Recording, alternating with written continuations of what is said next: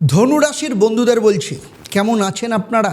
দেখুন, আজ আমি আপনাদেরকে এমন কোনো কথা বলবো না যেখানে চটকদারি থাকবে। আমি আজ শুধু একটাই কথা বলবো, আপনার জীবনে এখন এমন এক পরিবর্তন আসতে চলেছে যা বাইরে থেকে হয়তো এখনও দেখা যাচ্ছে না, কিন্তু ভেতরে ভেতরে বিশাল শক্তি সক্রিয় হয়ে উঠেছে। অনেকে কমেন্ট করেন দেখি, বা অনেকেই মনে করছেন যে আমার কপালে কিছু নেই, আমি যতই পরিশ্রম করি ফল আসছে না। আমি বলছি আজ সেই দিন শেষ হতে চলেছে, কারণ দেবগুরু বৃহস্পতি আপনার কুণ্ডলীর সেই বিশেষভাবে প্রবেশ করতে চলেছেন 3 জুন 2026। যে ভাবকে বলা হয় গুপ্তধনের ভাব, লুকোনো ভাগ্যের ভাণ্ডার এবং জীবনের আমূল পরিবর্তনের ভাব। আর এই যোগ পরের বার আসবে কবে? ঠিক 12 বছর বাদে।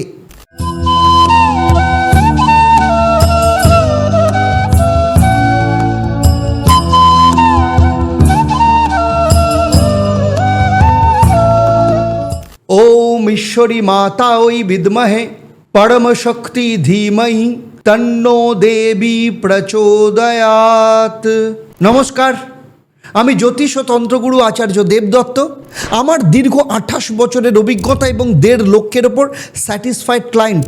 আমি কেপি অ্যাস্ট্রোলজি পদ্ধতিতেও কাজ করি, বৈদিক জ্যোতিষে কাজ করি, এবং যেখানে প্রতিটি ভবিষ্যৎবাণী বিশেষ করে কেপি অ্যাস্ট্রোলজিতে একদম ম্যাথামেটিক্সের ওপর দাঁড়িয়ে, কোনো রকম অনুমানের ওপর নয়। আর আজকের এই ভিডিওতে আমি আলোচনা করব দেবগুরু বৃহস্পতি মিথুন থেকে কর্কট রাশিতে গোচর 3 জুন 2026। ধনু রাশি আপনার জীবনে কি অসাধারণ এবং কোন কোন ক্ষেত্রে সতর্কতামূলক প্রভাব পড়তে চলেছে। এবারে শুনুন আজকে আমি কি আলোচনা করব আপনাদের সাথে। প্রথমত, অষ্টম ভাব কেন ধনুরাশির জন্য গুপ্তধন ভাব, এবং সেখানে তুঙ্গস্থ বৃহস্পতির অর্থ আসলে কি হতে পারে। দ্বিতীয়ত, জীবনে কি ধরনের আমূল পরিবর্তন আপনাদের আসবে এবং লুকোনো কি সুযোগ আসবে আপনাদের। তৃতীয়ত, বিদেশ হোক, আধ্যাত্মিকতা হোক, কিংবা লুকোনো খরচের ক্ষেত্রে কি কি পরিবর্তন হবে। চতুর্থত, পারিবারিক সম্পদ, বাকশক্তি এবং সঞ্চয়ে কি উন্নতি আসবে। পঞ্চমত, সম্পত্তি, মাতৃসুখ এবং শিক্ষায় কি পরিবর্তন আসবে। এবং সবশেষে, কোন তারিখগুলো আপনার জীবনের জন্য সবথেকে গুরুত্বপূর্ণ এবং কোথায় সতর্ক থাকতে হবে। যারা প্রস্তুত আছেন তারা মন দিয়ে শুনুন। চলুন এবারে আসি মূল বিষয়। ধনুরাশির বন্ধুদের বলছি, আপনার কুণ্ডলিতে কর্কট রাশি হলো অষ্টম ভাব।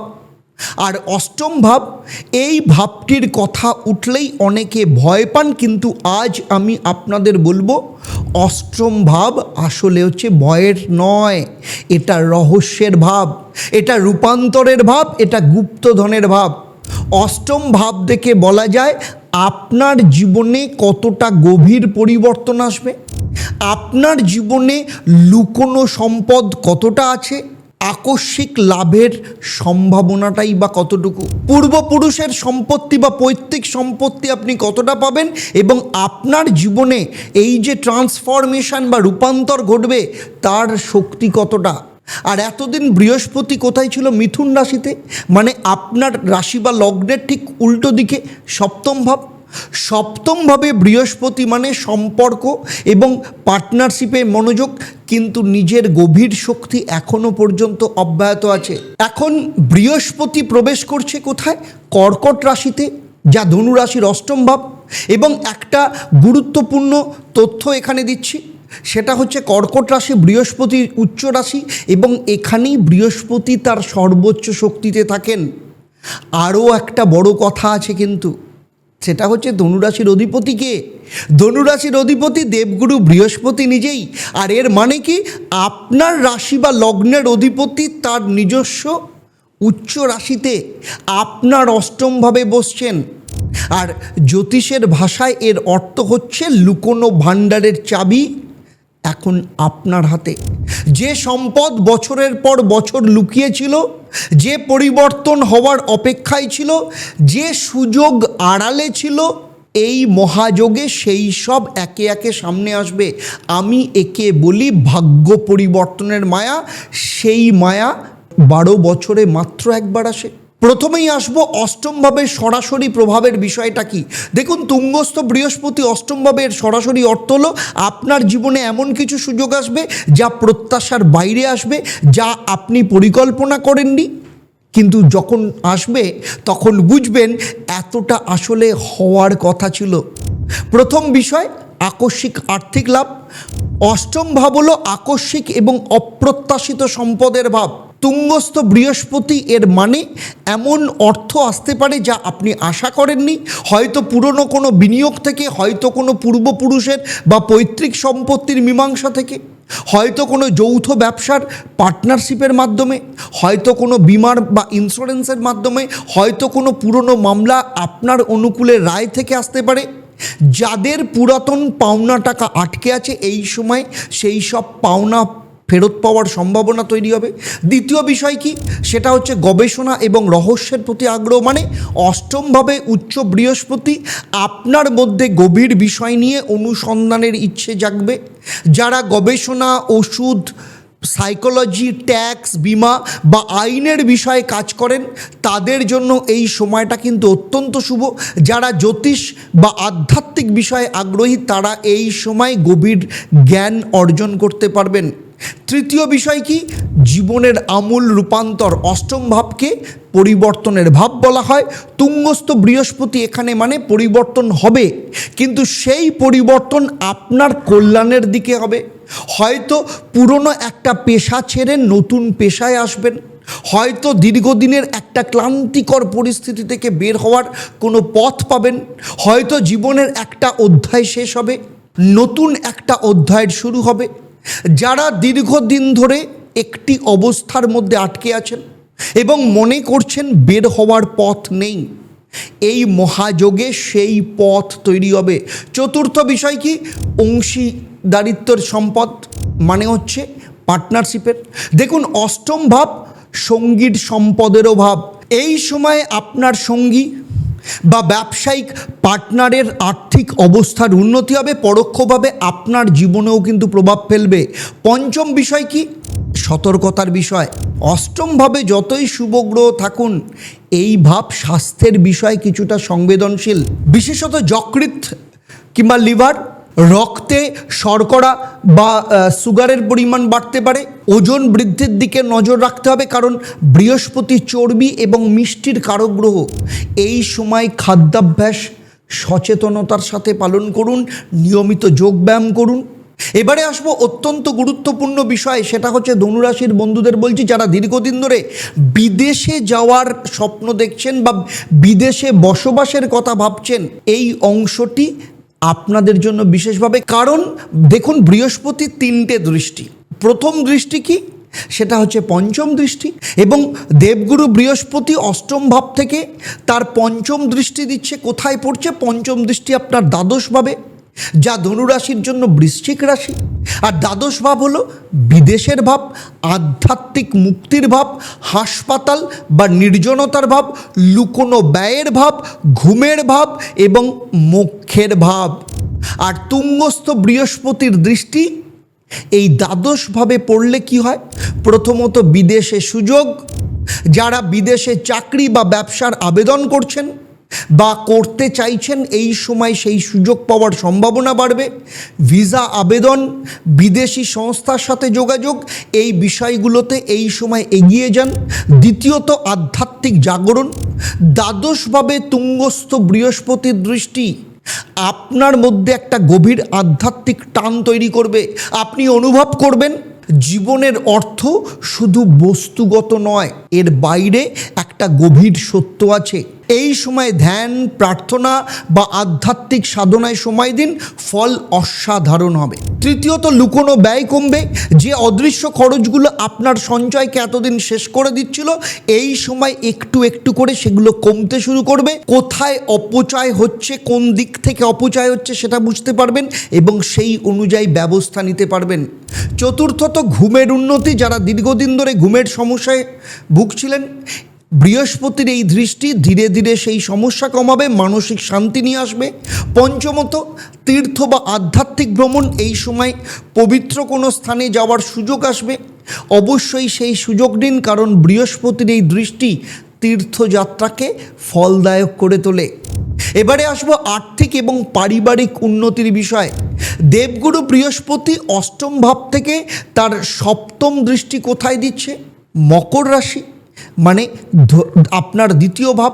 আর দ্বিতীয় ভাব হলো ধনের ভাব, পরিবারের ভাব, বাকশক্তির ভাব, সঞ্চয়ের ভাব, খাদ্যাভ্যাসের ভাব। উচ্চস্থ বৃহস্পতি সপ্তম দৃষ্টি এই দ্বিতীয়ভাবে পড়লে কি হয়? প্রথমত পারিবারিক সম্পদ বাড়বে, পরিবারের সামগ্রিক আর্থিক অবস্থার উন্নতি হবে।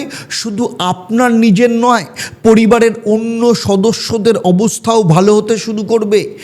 এই ভালো অবস্থা আপনার জীবনেও প্রতিফলিত হবে। দ্বিতীয়ত বাকশক্তি বাড়বে।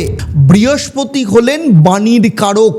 এই দৃষ্টিতে আপনার কথা বলার ক্ষমতা এবং মানুষকে বোঝানোর ক্ষমতা উল্লেখযোগ্যভাবে বাড়বে। যারা শিক্ষক, বক্তা, আইনজীবী, পরামর্শদাতা বা যোগাযোগ মাধ্যমের কাজ করেন, তাদের জন্য এই সময়টা কিন্তু একদম সোনার সময়, গোল্ডেন পিরিয়ড। একদম আপনার কথা মানুষের মনে গভীর ছাপ ফেলবে। তৃতীয়ত সঞ্চয় বাড়বে। এই সঞ্চয়ের একটা বড় সুযোগ তৈরি হবে, যা এতদিন সম্ভব হচ্ছিল না। এই সুযোগ নিন, কারণ ভবিষ্যতের জন্য এই সঞ্চয় পরবর্তী 12 বছরের আর্থিক নিরাপত্তার ভিত্তি তৈরি করবে। চতুর্থত পারিবারিক সম্পর্ক উন্নতি হবে। যদি পরিবারের কোনো পুরনো মতভেদ থেকে থাকে, দ্বিতীয়ভাবে বৃহস্পতির দৃষ্টি সেই মতভেদ মেটানোর জন্য একটা সুযোগ তৈরি করবে। পারিবারিক বন্ধন আরও মজবুত হবে। পঞ্চমত খাদ্যাভ্যাসে পরিবর্তন। দ্বিতীয় ভাব খাদ্যাভ্যাসের ভাব। এই সময় ভালো এবং পুষ্টিকর খাদ্যাভ্যাস গড়ে তোলার প্রবণতা তৈরি হবে। সেই প্রবণতাকে কাজে লাগান। এবারে আসবো অত্যন্ত একটা আনন্দের বিষয়। যারা অনেক দিন ধরে নিজের বাড়ি বা সম্পত্তির স্বপ্ন দেখছেন, এই অংশটা আপনাদের জন্য। দেখুন, দেবগুরু বৃহস্পতি আপনার অষ্টম ভাব থেকে তার নবম দৃষ্টি কোথায় দিচ্ছে? সেটা হচ্ছে চতুর্থ ভাব, যা ধনু রাশির জন্য মীন রাশি। আর চতুর্থ ভাব হলো গৃহের ভাব, মাতার ভাব, সম্পত্তির ভাব, শিক্ষার ভাব, আভ্যন্তরীণ শান্তির ভাব। এবং এখানে অত্যন্ত গুরুত্বপূর্ণ তথ্য, ধনু রাশির চতুর্থ ভাব হলো মীন রাশি, আর মীন রাশির অধিপতি বৃহস্পতি নিজে। অর্থাৎ উচ্চস্থ বৃহস্পতি তার নিজের রাশিকে নবম দৃষ্টিতে দেখছে। এর অর্থ কি? এর অর্থ হলো গৃহ, সম্পত্তি, পারিবারিক সুখের ক্ষেত্র। এই মহাযোগ একটা বিশেষ আশীর্বাদ নিয়ে আসছে। প্রথমত সম্পত্তি এবং বাড়ি। যারা বাড়ি কেনার কথা ভাবছেন, এই সময় তাদের জন্য অত্যন্ত শুভ। ঋণ পাওয়ার জন্য একদম সহজ হবে। সরকারি সুবিধে পাওয়ার সম্ভাবনা বাড়বে। যারা ইতিমধ্যে বাড়ির কাজ শুরু করছেন, সেই কাজ এই সময় কিন্তু সম্পন্ন হওয়ার সম্ভাবনা তৈরি হবে। দ্বিতীয়ত মায়ের সুস্বাস্থ্য এবং সুখ। চতুর্থভাবে বৃহস্পতির দৃষ্টি মায়ের জীবনে একটা ইতিবাচক পরিবর্তন আনবে। যদি মায়ের স্বাস্থ্যে কোনো সমস্যা থেকে থাকে, এই সময় সেই সমস্যার সমাধানের পথ তৈরি হবে। মায়ের সাথে সম্পর্কে একটা নতুন উষ্ণতা আসবে। তৃতীয়ত শিক্ষাগত সাফল্য। চতুর্থভাবে বৃহস্পতি নবম দৃষ্টি শিক্ষার ক্ষেত্রে একটা বিশেষ সুযোগ তৈরি করবে। যারা উচ্চশিক্ষায় আবেদন করতে চাইছেন বা বিশেষ কোনো কোর্সে ভর্তি হতে চাইছেন, এই সময় বেছে নিন, আশানুরূপ ফলাফল পাবেন। চতুর্থত মানসিক শান্তি ফিরবে। যারা দীর্ঘদিন ধরে মানসিক অস্থিরতার মধ্যে যদি থেকে থাকেন, চতুর্থভাবে বৃহস্পতি এই দৃষ্টি ধীরে ধীরে সেই অস্থিরতা কমাবে, ঘরে একটা শান্তির পরিবেশ নিয়ে আসবে। এবারে আসি অত্যন্ত গুরুত্বপূর্ণ অংশ।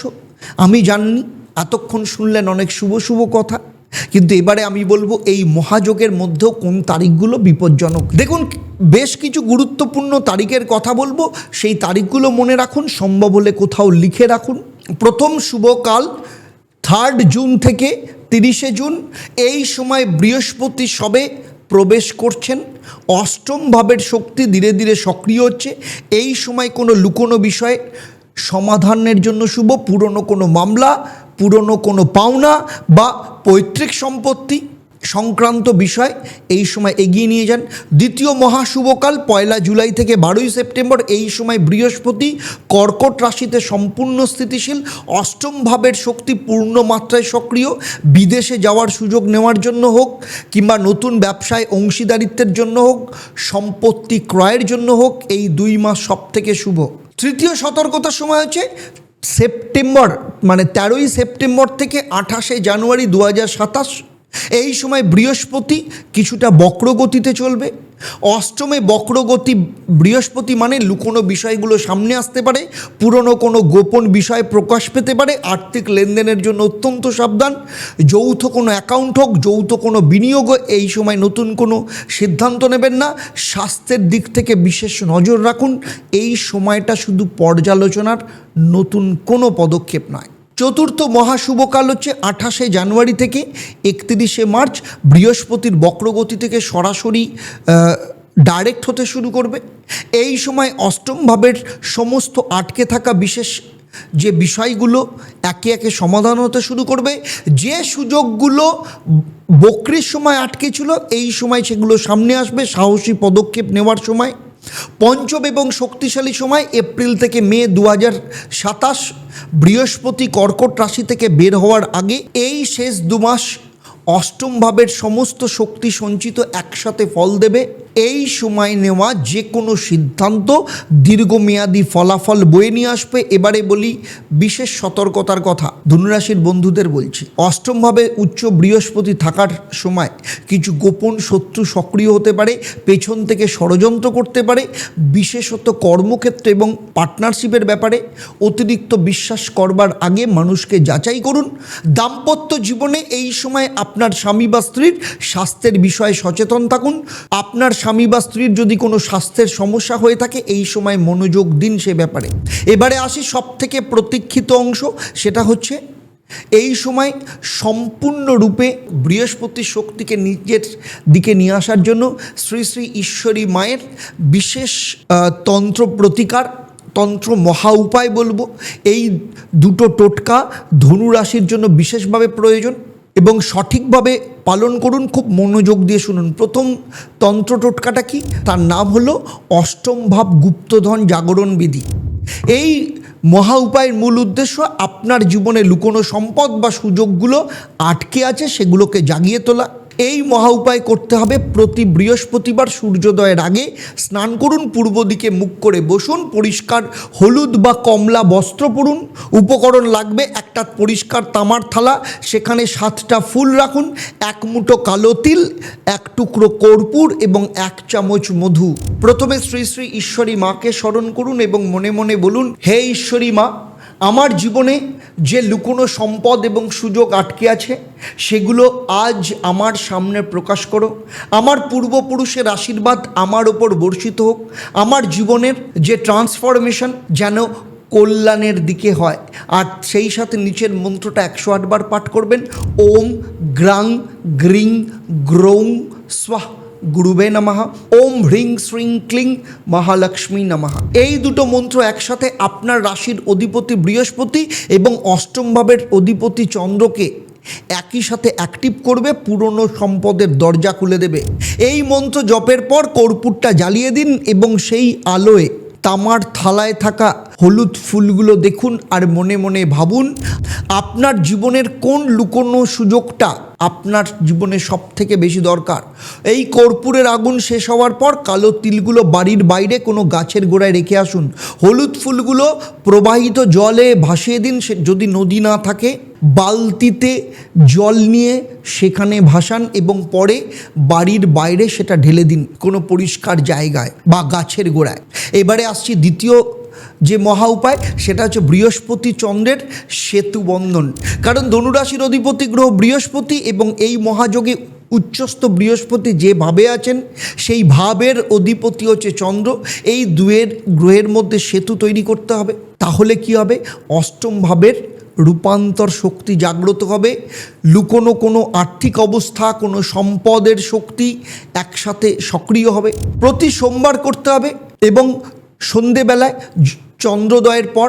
উপকরণ কি লাগবে? একটা সাদা মাটির বাটি, তাতে পরিষ্কার গঙ্গার জল বা বৃষ্টির জল, সাদা 5টা ফুল, 1 চামচ কাঁচা দুধ এবং 1 চিমটে চন্দন। জল ভরা বাটিতে দুধ চন্দন মেশান, সাদা ফুলগুলো জলে ভাসান। এবার উত্তর দিকে মুখ করে বসুন। এবার চন্দ্রের দিকে তাকান।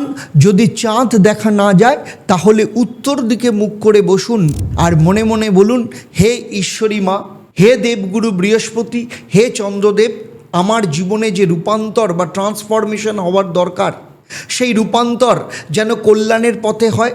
আমার মনের অন্ধকার দূর করো, আমার জীবনে শান্তি এবং সমৃদ্ধি ফিরে আসুক। এরপর নিচের যে মন্ত্রটা 27 বার পাঠ করবেন, ওম সং সোমায় নমঃ, ওম গ্রাং গ্রিং গ্রোং স্বাহা গুরুবে নমঃ।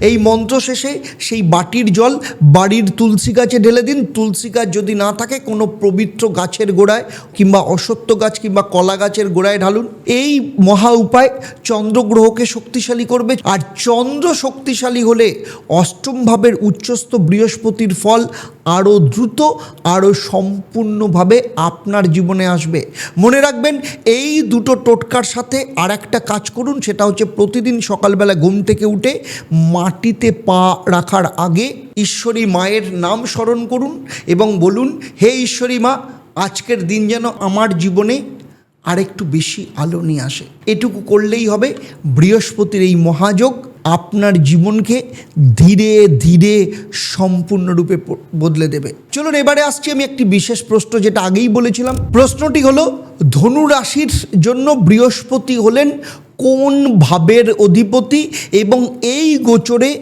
কর্কট রাশি ধনু রাশি সাপেক্ষে কোন ভাব? সঠিক উত্তরটা কমেন্টে লিখুন, সাথে লিখুন আপনার নাম এবং জয় ঈশ্বরী মা লিখুন। তাহলে আজকের মতো বিদায় নিচ্ছি। আবার দেখা হবে আপনাদের সাথে পরবর্তী পর্ব মকর রাশির জাতক জাতিকাদের নিয়ে। আপনারা আপনাদের পরিবারের সাথে ভালো থাকুন, সুস্থ থাকুন, শান্তিতে থাকুন এবং ঈশ্বরী মায়ের আশীর্বাদ যেন আপনাদের জীবনে পরিপূর্ণরূপে থাকে। তাই চলুন সবাই একসাথে বলি, জয় ঈশ্বরী মা।